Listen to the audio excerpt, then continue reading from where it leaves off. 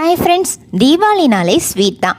அதுலேயும் ரொம்ப ஈஸியாக செய்யக்கூடிய இந்த பட்டன் பாதுஷா வீட்டிலையே 5 நிமிஷத்தில் எப்படி செய்யலான்னு பார்க்கலாமா?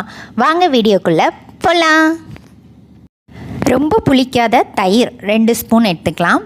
150 கிராம் மைதா மாவு,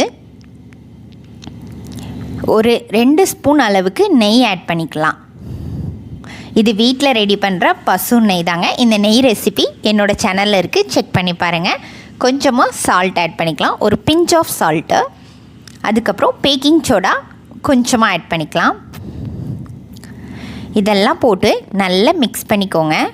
கொஞ்சம் கொஞ்சமாக தண்ணி சேருங்க. ரொம்ப அழுத்தாமல் நார்மலாக பிசைஞ்சு ஒரு 5 மினிட்ஸ் நம்ம ஊற விடணும். தண்ணி அதிகமாக சேர்த்துடக்கூடாது. கொஞ்சம் கொஞ்சமாக தண்ணி சேர்த்து ரொம்ப அழுத்தி பிசையாமல் நார்மலாக பிசைஞ்சு ஒரு 5 மினிட்ஸ் அப்படி ஊற விட்டுறலாம். இந்த மாவை பிசைஞ்சு முடிஞ்ச பிறகு இந்த மாதிரி திரும்பி திரும்பி மடித்து வைங்க.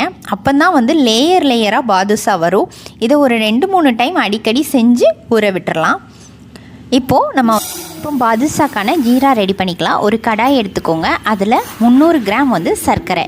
இப்போ 300 கிராம் சர்க்கரை அப்படின்னா 100 கிராம் அளவுக்கு நம்ம தண்ணி ஆட் பண்ணால் போதும்.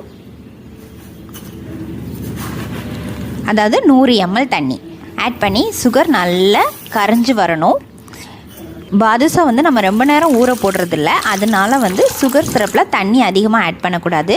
இந்த சுகர் நல்லா கரைஞ்சி வரணும்.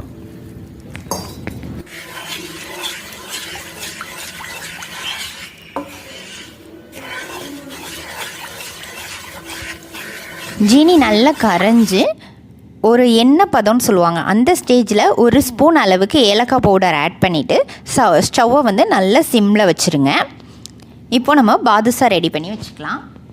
இந்த மாதிரி குட்டி குட்டி உருண்டையாக நம்ம உருட்டிட்டு அதுக்கப்புறம் அந்த உருண்டையை நம்ம உள்ளங்கையில் வச்சுட்டு ஒரு டைம் நடுவிரல் அல்லது உங்களுக்கு எந்த விரலை வச்சு கம்ஃபர்டபுளாக இருக்கோ அந்த விரலை வச்சு நல்ல ஒரு 2 டைம் ரொட்டேட் பண்ணிங்க அப்படின்னா பாதுஷா சேஃப் கிடச்சிரும். அப்படி இல்லை உங்களுக்கு வரல அப்படின்னா நார்மலாக நடுவில் ஒரு ஓட்டை மாதிரி போட்டுக்கலாம்.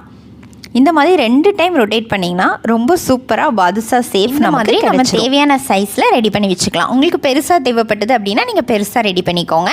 நான் குட்டி குட்டியாக ரெடி பண்ணியிருக்கேன். இதை நல்லா ஹீட்டான ஆயிலில் கோல்டன் மெரூன் வர அளவுக்கு நம்ம பொரிச்சு எடுத்துக்கலாம். அப்போ தான் பாதுஷா கலர் ரொம்பவே சூப்பராக இருக்கும். உடனே நம்ம சூடோடு இந்த சிரப்பில் ஆட் பண்ணிடலாம். சுகர் சிரப்பை இப்போ ஆஃப் பண்ணிடலாம். ஆஃப் பண்ணிவிட்டு ஒரு 10 நிமிஷம் ஊற விட்டுருங்க.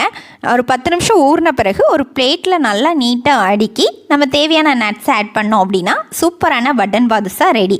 கண்டிப்பாக ட்ரை பண்ணி பார்த்துட்டு எப்படி இருந்துச்சுன்னு சொல்லி கமெண்ட் பண்ணுங்கள்.